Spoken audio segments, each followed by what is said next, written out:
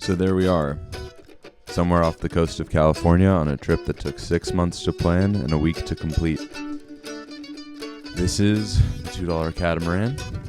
$2 Catamaran. And we're going to take you from San Francisco all the way to LA. Let's start with a little backstory. This is the first time we ever sailed the boat, shortly after we bought it on eBay for $2. It didn't make it very far, maybe 200 yards before the engine crapped out, but at least we knew the boat floated and it could move.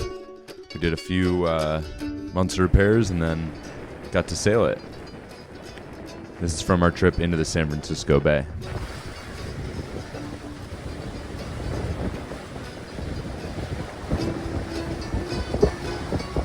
If you're interested in more about all the repairs we did in the months that followed, check out our other video. After we had gone under the Golden Gate Bridge and our wonderful escort, Captain Matt, had bid us adieu, we found ourselves surrounded by fog. And I had never quite had that feeling before of being surrounded by complete uncertainty. Not just, with the gray skies and visibility of 400 feet, but also with the journey ahead of us.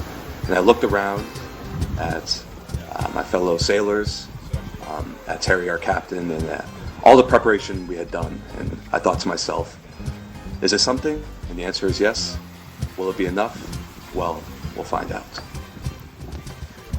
Hey everyone, Mike here, recapping on the trip from Emeryville down to Los Angeles. I'd say the trip was a success. I mean, we got to enjoy a couple great marinas, saw a lot of wildlife, more whales than I've seen in my entire life. I mean, we clearly had a little bit of a shipwreck issue, stopped in Monterey for a few days, but honestly, that was kind of a good time. We left with 2 extra rudders, probably some of the strongest rudders that you'll see out on the Pacific Ocean these days. They're looking fast, they're red, and Monterey was a good time. We hung out with the sea lions, we got to live like the locals, felt like we spent like 3 weeks there. I think it was only 4 nights, but all in all, felt like a success, and I think the boat's ready for more trips down south. As the real captain of the ship, I was thoroughly disappointed in the crew. Bunch of landlubbers, if you ask me. Don't even know the difference between a bowline and a slipknot. Damn fools. It's a dark time on the planet. Our war-torn world is just filled with so much masculine aggression these days. So for me, above all, the sail down the coast was a welcome chance to reconnect with my feminine inner self, to connect with Mother Earth and see firsthand just all the gifts that she has to offer her children. It was truly a sublime time.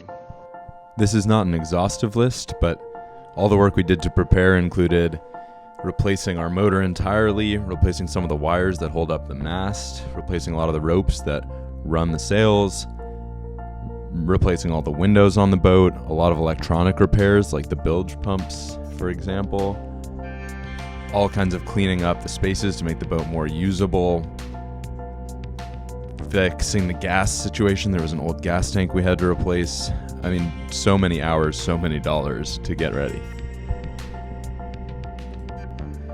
So we left Half Moon Bay in the morning. We were in a mist with some rolling waves. It would be like this for several hours until it started clearing up, and then the whale show began. Oh yeah! They're coming right for us. Over the next 48 or so hours, we would see more whales than people. And also, the weather started picking up. It would be the heaviest we had ever seen at sea. Ultimately, waves over 6 or 7 feet and winds in the mid-20s. Testing the boat and snapping a rudder, which you can check out on Instagram. But for now, let's just do some whales.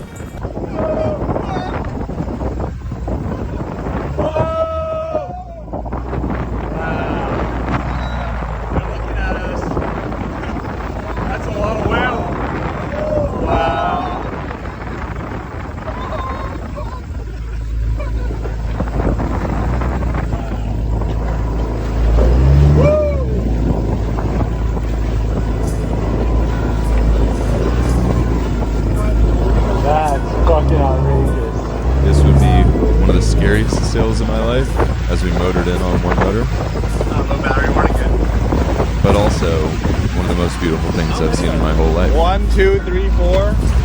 As Brian said, 4 whales, humpbacks following us, and about 60 sea lions in the water too. Yeah. 2 over there, 2 here.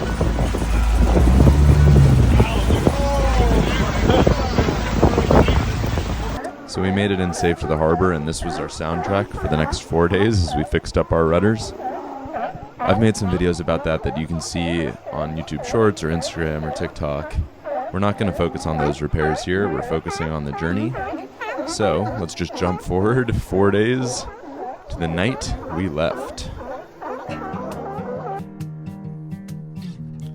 This was pure night sailing, under motor, really. Pretty peaceful. The stars overhead, the Big Sur coastline on our left.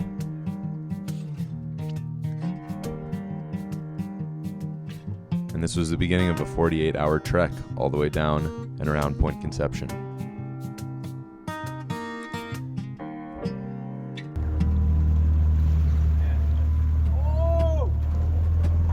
I got that one. Yeah.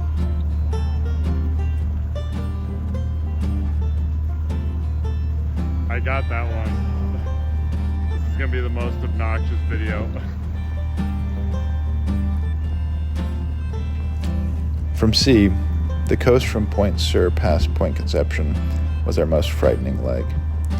We knew it from the start.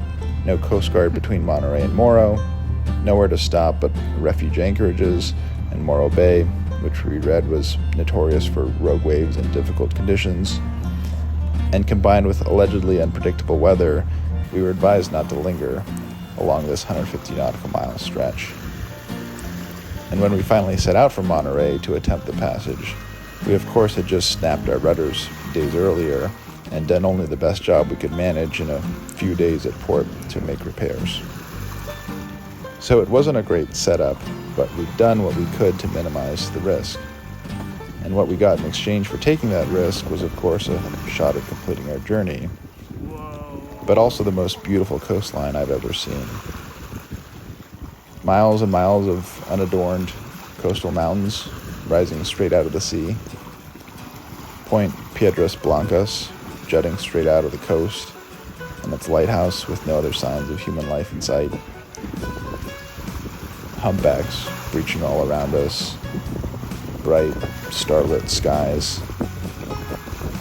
You know, we spend so much time in California's 2 largest cities, but all the space in between is so strikingly wild.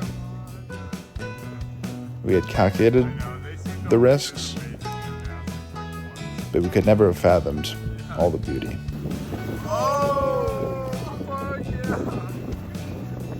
It really never got old seeing the whales like this. God, that was such a good one, that first one. That was full body out. We were carrying about 28 gallons of gas with us. Right? Plenty to motor the whole way if we had to. But of course, we would prefer to sail. And generally, we were only really able to sail the afternoons because the weather was so calm otherwise. Every night, it was just dead. And even into some of the days. So we could only really get wind. The flip side is that the waves were pretty manageable after what we had seen off Monterey, which was nice because we were scared of snapping more rudders.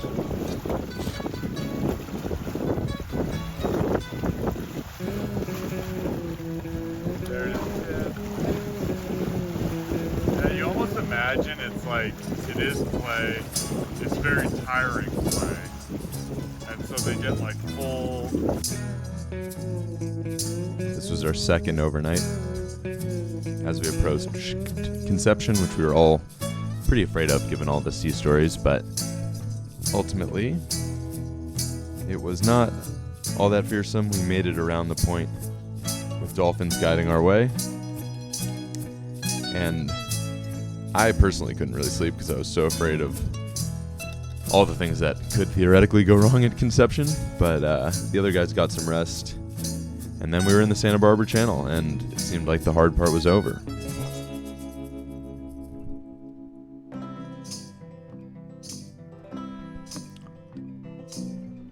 all that was left to do was sail the Santa Barbara Channel all day to get to Ventura and put our boat to rest for a while and to let our tired crew rest. We were down to 4 guys, and yeah, just been a long journey. 48 straight hours at sea, mostly with the motor buzzing in your face. It's time for a rest. Let's do some dolphins.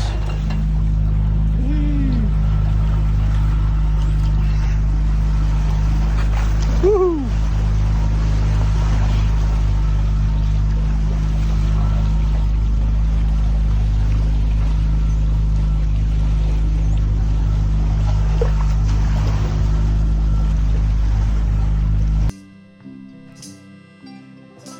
So closing thoughts. It was about 6 months between the time I convinced Brian to go up to Stockton to check out this $2 boat and when we finally made the journey.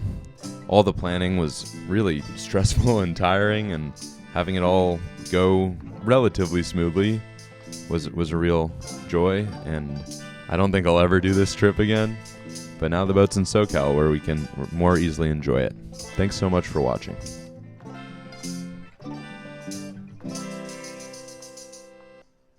$2 Catamaran.